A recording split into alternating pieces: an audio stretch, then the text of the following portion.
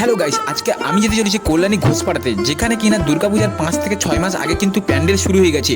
তো এই বছর যে থিমটা হতে চলেছে সেটা দেখার আগে কিন্তু ভিডিওটাকে লাইক করে দিও। প্রথমে আমি শিয়ালদা স্টেশনে চলে এলাম, সেখানে 8:30 আমাদের ট্রেনটি ছিল। সেই ট্রেনটি কিন্তু কল্যাণী সীমান্তের লোকাল ট্রেনটি ছিল, সেই ট্রেনটি কিন্তু ধরলাম। সেখানে কল্যাণী সীমান্তের লোকালে পৌঁছতে না পৌঁছতেই কিন্তু ট্রেনের বগিটি থেকে সব মানুষ কিন্তু খালি হয়ে গেল। আর তোমাদের সাথে কথা বলতে বলতে কিন্তু আমি ফাইনালি কিন্তু যেখানে আইটিআই মোড়ে যে দুর্গাপূজার প্যান্ডেলের প্রস্তুতি কাজ চলছে সেখানে কিন্তু চলে এলাম।